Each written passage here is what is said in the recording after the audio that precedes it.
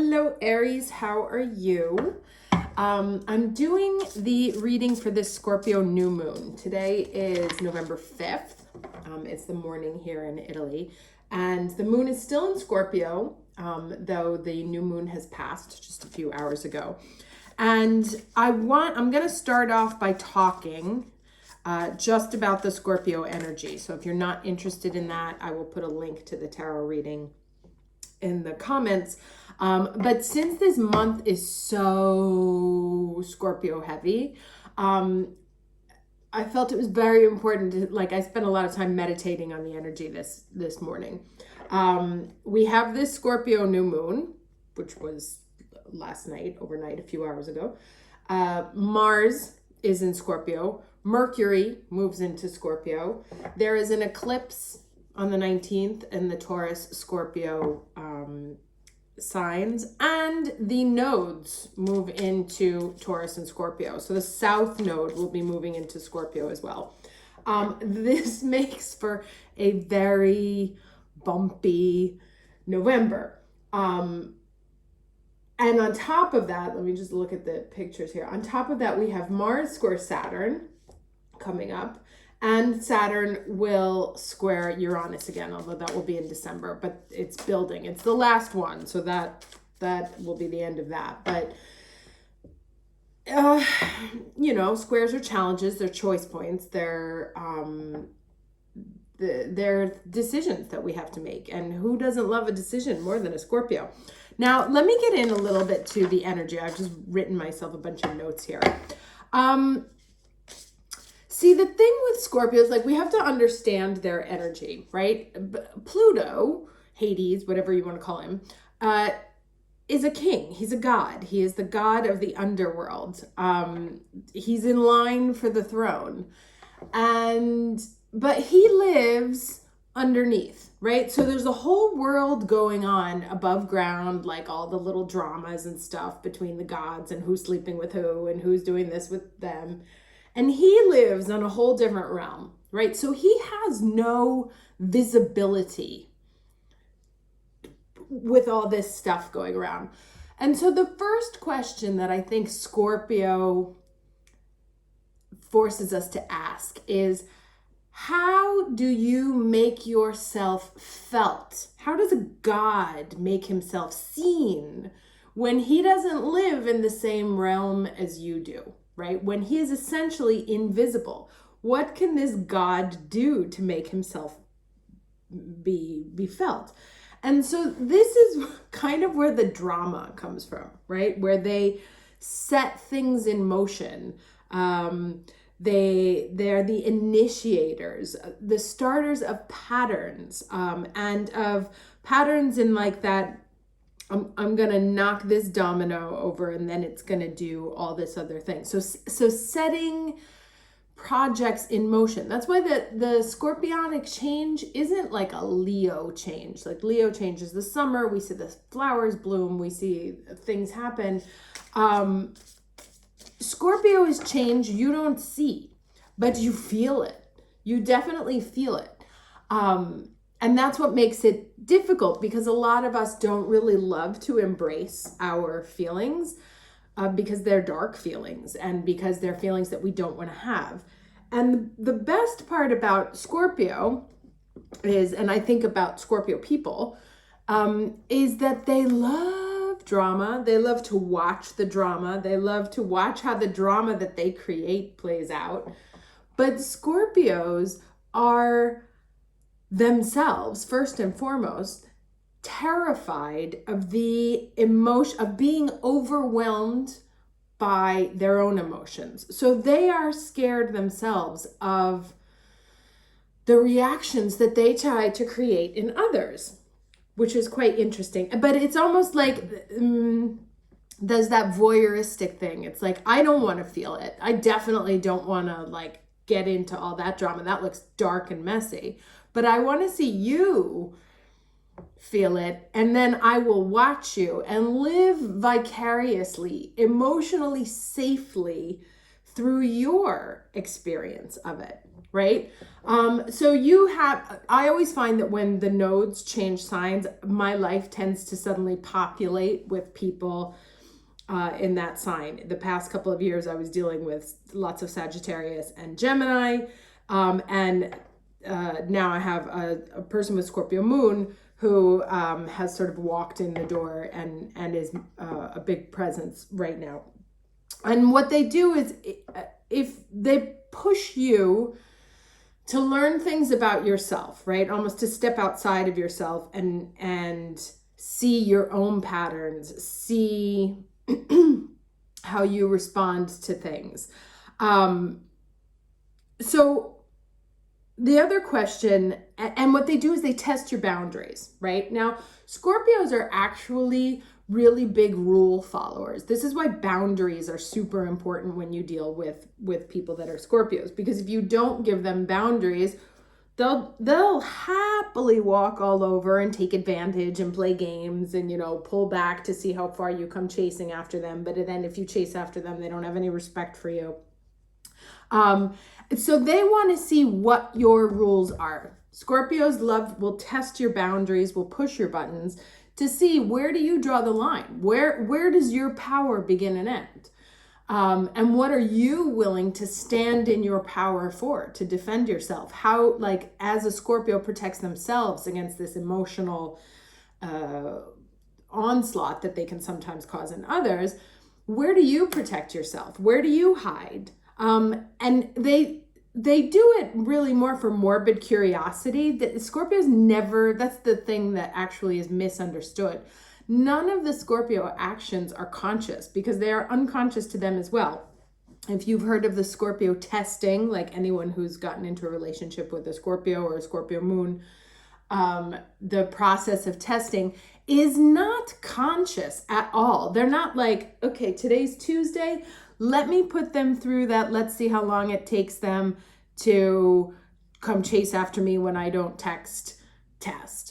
They just have their behaviors, and they know the responses they're looking for, and they know the responses they're not looking for. So when you respond as they liked or as they didn't like, and then they kind of tell you, it's like, oh, well, I don't like that. So you didn't pass that test. But it wasn't, excuse me, it wasn't a conscious test. It's just Scorpio knows what it wants. It knows its boundaries and what it's willing to have around it. And if you don't do things the way they like, super controlling, then no need for you.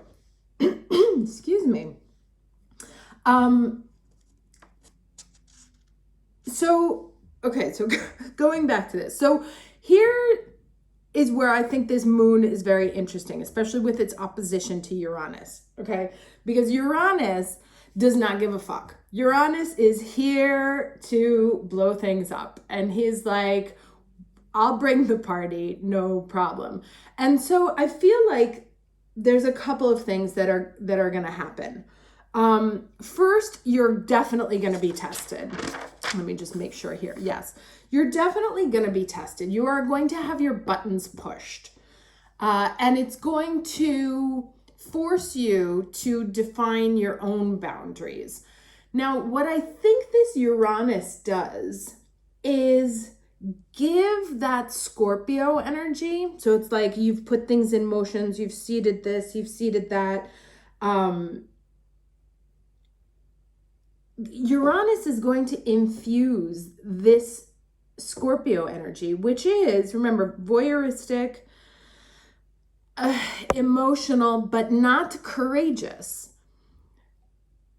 It's going to infuse the Scorpio with a little bit of sort of courageous insanity, right? So you may suddenly find yourself saying the dark things that you never thought you would say, or doing the dark things you never thought you would do, or testing other people in ways you thought you wouldn't do before, or upon tested, responding in ways that you have never responded before. That in and of themselves, being such a distinct break from the past, form a new pattern, right? That's that seeding a new way of being, a regeneration, a death and a rebirth. And it comes almost out of nowhere. Someone may say something to you that they've said to you 1,000 times before. And this time you're like, you know what? No. And that boundary gets drawn and the person doesn't like the boundary, and that's fine. And then they get to respond or they get to decide how they want to respond to you. But you suddenly, once you define what you are willing and not willing to put up with, that becomes a new benchmark, a new standard, a new normal, right? So it's kind of like putting into motion a new normal of behavior as a result of being provoked, taunted, someone digging into you or unearthing things that maybe you didn't know, didn't see. And you are responding in a way that creates a brand new behavioral pattern that becomes your new normal. Now, this can happen in personal development. This can happen in relationships. It can happen in business development, how you work. People, this whole great resignation that's going on in the United States now, where people are just like, you know what? I would rather earn zero than work for you anymore. Like, that's unheard of. But once you draw that line, that standard for yourself, you don't cross it anymore. It becomes your new baseline. And so that's really what this period is about right now. Helping you define, see the big picture, right? And that Mars square Saturn is real. That's the test. That's really the test. Like, are you seeing the big picture? Have you learned from these lessons, and are you ready to say, no, this is my new normal. This is where I start from. I will not accept behavior that is different from that. I will not accept money that is less than that. I don't go to that place anymore. Really cutting things out of your life almost as a result of, I don't want to say exhaustion, but like waking up to this. No, this is done. Like, I didn't know I needed this boundary, but now I do. And now that I have it, it's a non-negotiable. And that is, non-negotiables are the most Scorpionic thing I can imagine, because it's a fixed sign. So again, through all of these transits that are going to be coming up in the next month, and they won't be easy. This Scorpio energy is, like, I'm just starting to get out of it now, but the first couple of weeks, I was like, I didn't want to work. I just wanted to like drink red wine and stay in my bed and watch Netflix all day. And it's not like a Pisces kind of depression. It's in Italian we would call it scoglionato, which means that you just can't even, like, you just don't even have the energy to deal with life. It's nice, it's that sort of like tragically hip kind of thing, like feeling more tragic. And now I'm starting to come out of it, thank goodness. But you may go through this period where that's it. You're like, what's the point? Today I'm going to stay in bed and drink red wine and watch Below Deck, which, call me because I'm in. But these energies are going to come at you. They're going to push your buttons. It may come through a person. It may come through a situation. It may come from within yourself. But you will have an opportunity to sort of see something in a new light and be like, you know what? No. Or you know what? Yes. Clarifying sort of what's good for you, what's not good for you, what you're willing to do, and actually having the courage, kind of this insane courage that may come up from absolutely nowhere. You may be like, oh my God, this is so unlike me. Having the courage to say the thing that you've wanted to say, but were afraid to, or do the thing you wanted to do, but were afraid to. So let's get to, I'm going to do the cards a little bit differently. I'm going to pull cards for each of the planets that are involved in this new moon and see what they have to say. So the first I'm going to start with is 2 cards, one for the sun and one for the moon, at 12 degrees, 40 minutes of Scorpio. Can I get 2 cards? One for the sun and one, let's do first for the sun, otherwise we get confused. All right, so can I get a card for the sun in Scorpio, please, at 12 degrees, 40 minutes.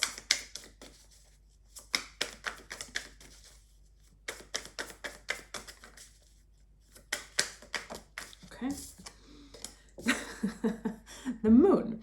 That's interesting that the sun is the moon, right? Because it's all about, that means that the moon is like doubling down here. And the moon in Scorpio, in my opinion, is actually much stronger than the sun in Scorpio. I think neither one of these planets really loves being in Scorpio because it's the opposite of all of their energies. The moon wants to feel and Scorpio does not want to feel. So this is really about shedding light on all those patterns that we talked about, and bringing out the secrets. And also, I think I said this, or maybe I didn't. You know, Scorpio is about the crossroads, finding yourself at the crossroads. And that's where you get to make the decision of what comes next. And it's not, like I said, it's not a very visible change. It's not like all of a sudden, you know, Rome wasn't built in a day kind of situation. But it's taking that first step towards something new, towards something different.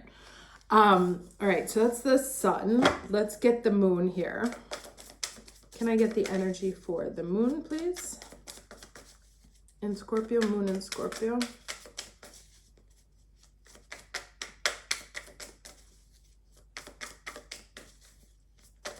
And she's also got, you know, it's interesting because she's got this moon in her hand. So it's almost really balanced, this card, the way this card has described it, because she's holding the fire, the passion and the thing that ignites, right? But she's also got the moon in her hand. So emotions under control, but also kind of like getting a grip on your emotions, bringing them out of they're not so distant, they become very close.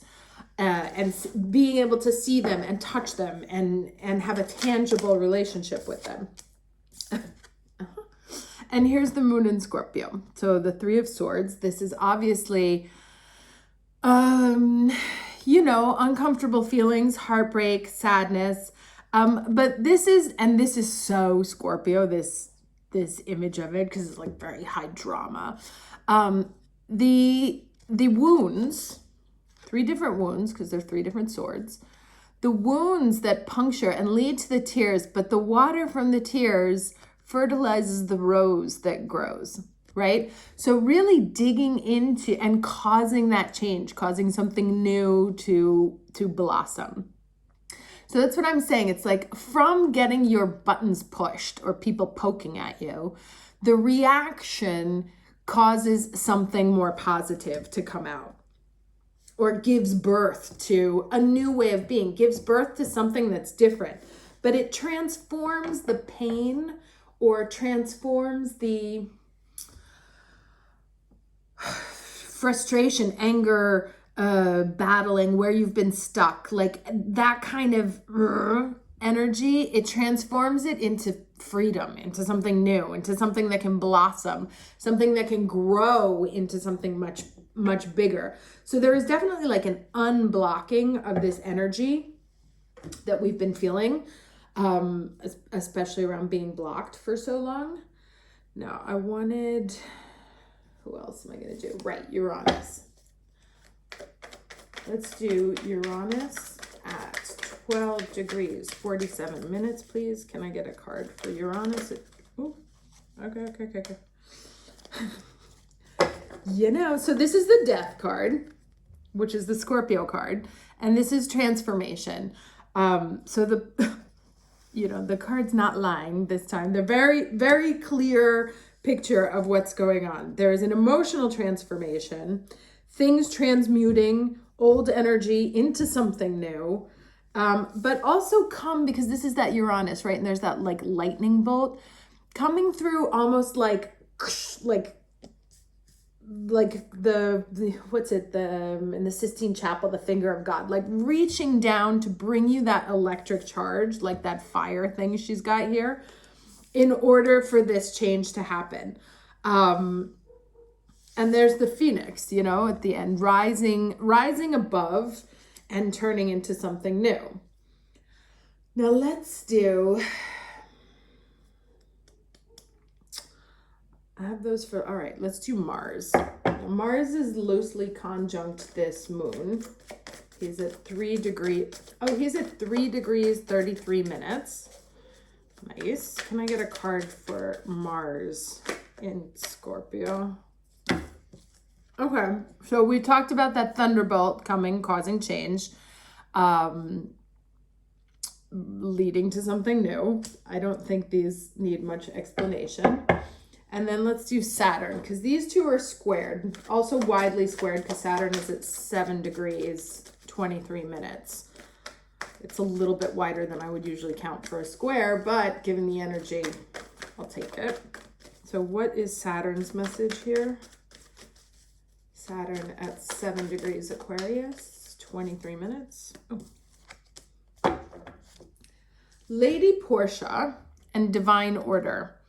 Do what you feel is right. An important lesson is unfolding, right? It's really tapping into those emotions about what do I do here? Following the gut feeling, letting your emotions speak for you, and not like, as I said, there's that thing about being courageous enough to face your feelings, to face your emotions, to grab onto them, as opposed to just like feeling them and letting them run all over you and wreak havoc. Really getting a grasp on feeling them, saying, how can I use these emotions? How do I use these feelings to direct myself into something else? Like, how can I voice what needs to be said? Where do I find the change that comes through these deep things that I'm feeling?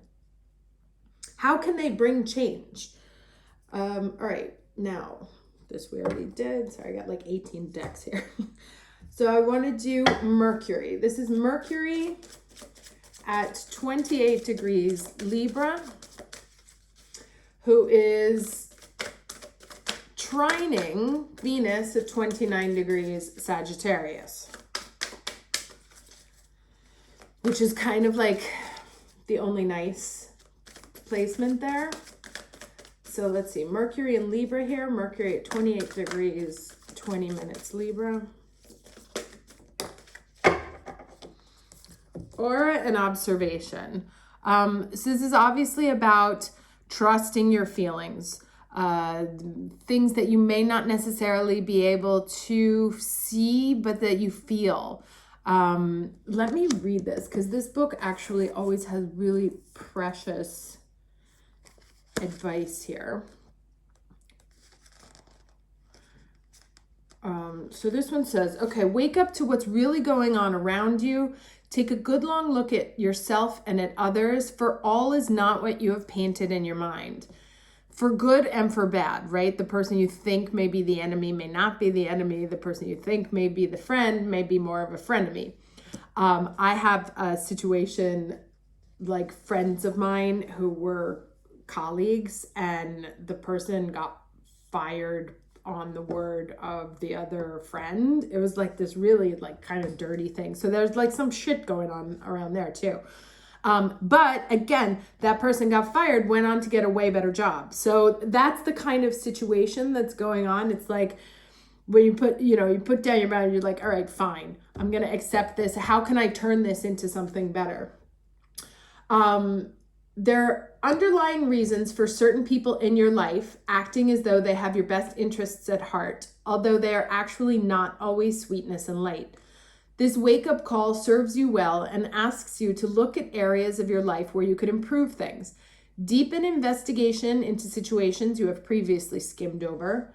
Become the observer. Watch and learn. Notice every detail in a person's mannerisms and energy, and soon you will be able to determine the bigger picture in all that you witness, which is very much this Saturn in Aquarius here, the bigger picture. An important lesson is unfolding. Observe well, and the subtle truth will emanate clearly for you to determine. Okay. So that is Mercury, and then let's do Venus up here at the top. Can I get Venus at 29 degrees Sagittarius, Venus 29, 28. So she is about to go. She may actually already be in Capricorn as I'm doing this reading.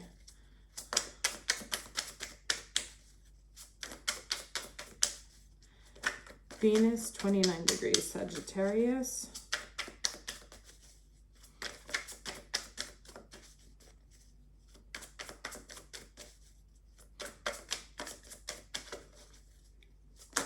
Oh, too many. Just one. One card for Venus and Sagittarius, please. Okay. So that's the Two of Swords, right?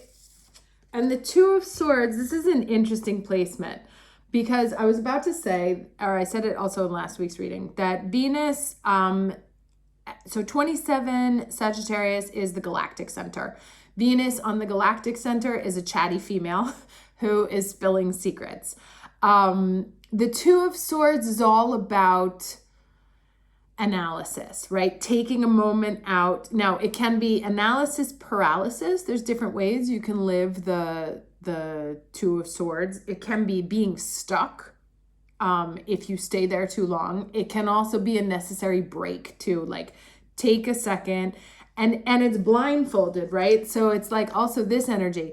It's tapping into a different level of knowledge, that things may not be as they seem. People may not be on the up and up as they seem.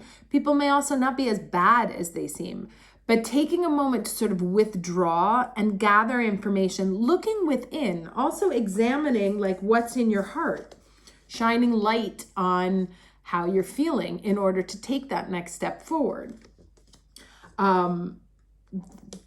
Gathering, because we go from the Two of Swords to the Three of Swords, figuring out how do I take all of these three punctures, these three wounds, and change them. How can I fertilize this turning into something new? Now, I'll give you another example of a story, very Scorpionic energy about transmuting energy. So people who have had, who have been sexually molested as children or whatnot, they grow up with this sort of shame and feeling about it.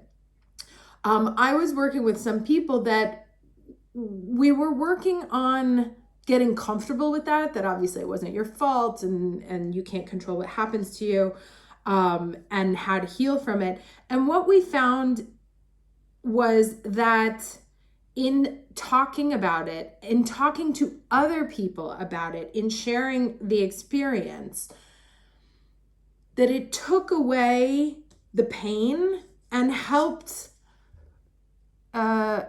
create a sense of belonging, a sense of community. So there's also a feeling of identifying with others who have been subjected to the same sort of pains that you have, in order to have that pain become a teachable moment or something that can help someone else, right? Transmuting your dark experiences into fire, energy for someone else to learn, to feel less alone, to feel less isolated themselves. So that's just another way that this can all come together. Now let me get one last piece of advice here. I think I got all the cards. I did get all the cards.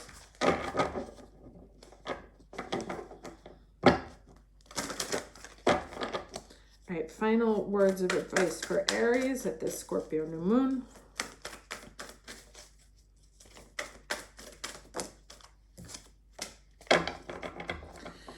Ascended Master Saint Germain, which I think this is like the third time this card has come up, an amethyst, talking about spiritual connection. And this is a 27, so it's a 9, right? So it's really about tapping into ascend, protection, also protection. Watch your own energy, watching who you let into your energy. But really reading into understanding your feelings and how you are feeling, and also like how they influence your behavior. How you are letting your feelings either positively or negatively influence your behavior, and how can you use your feelings to transform how you show up in the world. Like I said, that setting those boundaries, finding the courage to say the thing, finding the courage at those crossroads to be like, you know what, I'm gonna take that one step, because, and this is what that moon card is all about. It's just one step right now that sets a whole new journey in motion. Who is it? Lao Tzu said the journey of 1,000 miles starts with the first step, right? And that's what the Scorpio energy is about. Change doesn't necessarily come always like this. This is Uranus. This is Uranus, and this is Uranus infusing you with the energy to make it happen, right? And perhaps your soul cries out subconsciously for the lightning bolt. I remember when I was at the absolute depths of my depression in my marriage, there was a girl who lived across the hall who her house burned down. And I remember looking at it being jealous, because I was like, what better way to be forced to start over, right? And so the question is, how can you start that same pattern of transformation slowly, like one step at a time, but that will ultimately bring you to the transformation that you're looking for? And it looks to me like you're gonna get your buttons pushed. Like life, what Jung said, that whatever you don't express comes into your life as fate. But that ultimately your subconscious energy is actually asking for it. There's projections of what you're hoping to have happen. And so the divine, as you can see here, they're touching, there's like a little face there. The divine is certainly listening right now, right? And working in your favor to give you what it is that you're crying out for at a different level. You will likely have the opportunity to take that first step over the next month. And so, as with any Plutonic energy, you have kind of a choice. It can happen to you, or you can drive it.